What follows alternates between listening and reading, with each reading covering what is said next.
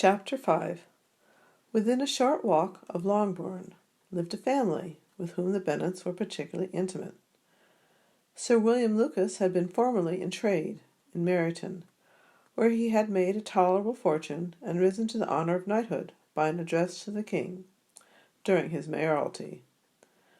The distinction had perhaps been felt too strongly.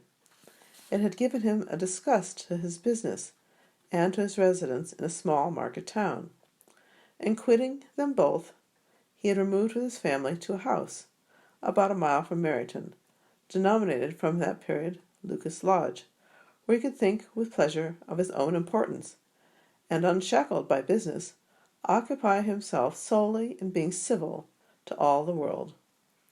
For though elated by his rank, it did not render him supercilious. On the contrary, he was all attention to everybody. By nature inoffensive, friendly, and obliging, his presentation at St. James's had made him courteous. Lady Lucas was a very good kind of woman, not too clever to be a valuable neighbour to Mrs. Bennet. They had several children.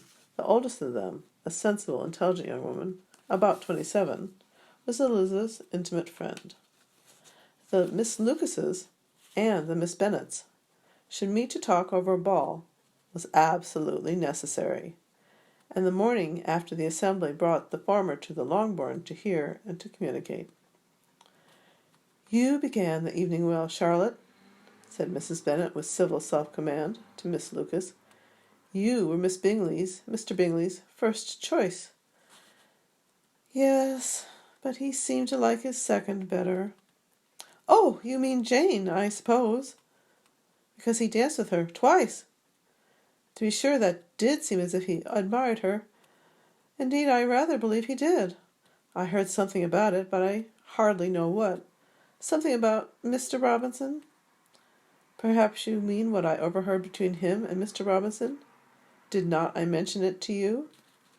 Mr. Robinson's asking him how he liked our Meryton assembly, and whether he did not think there are a great many pretty women in the room, and which he thought the prettiest, and his answer immediately to the last question, 'Oh, the eldest Miss Bennet, beyond a doubt. There cannot be two opinions on that point.' Upon my word. Well, that was very decided indeed. It does seem as if, but, however, it may all come to nothing, you know." "My overhearings were more to the purpose than yours, Elizabeth," said Charlotte. "Mr. Darcy is not so well worth listening to as his friend, is he? Poor Eliza, to be only just tolerable.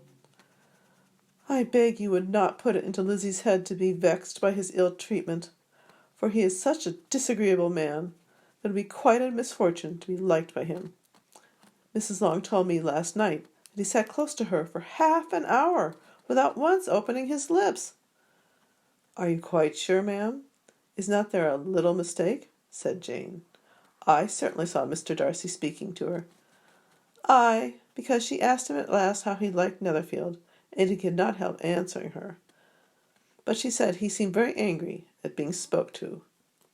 "Miss Bingley told me," said Jane, "that he never speaks unless among his intimate acquaintance. With them he is remarkably agreeable." "I do not believe a word of it, my dear. If he had been so very agreeable, he would have talked to Mrs. Long. But I can guess how it was. Everybody says that he ate up with pride, and I dare say he had heard somehow that Mrs. Long does not keep a carriage, and had come to the ball in a hack chaise." "I do not mind his not talking to Mrs. Long," said Miss Lucas, "but I wish he had danced with Eliza."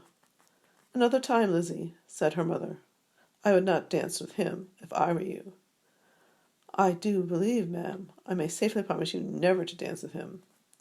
"His pride," said Miss Lucas, "does not offend me so much as pride often does, because there is an excuse for it. One cannot wonder that so very fine a young man, with family, fortune, everything in his favour, should think highly of himself. If I may so express it, he has a right to be proud."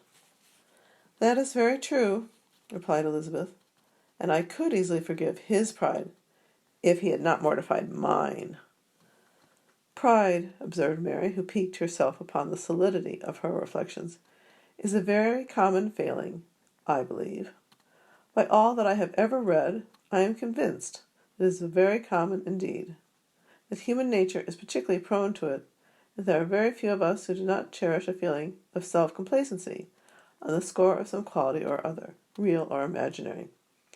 Vanity and pride are different things, though the words are often used synonymously. A person may be proud without being vain.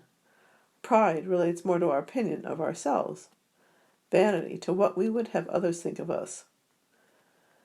"If I were as rich as Mr. Darcy," cried young Lucas, who came with his sisters, "I should not care how proud I was. I would keep a pack of foxhounds, and drink a bottle of wine every day." "Then you would drink a great deal more than you ought," said Mrs. Bennet. "And if I were to see you at it, I should take away your bottle directly." The boy protested that she would not. She continued to declare that she would, and the argument ended only with the visit.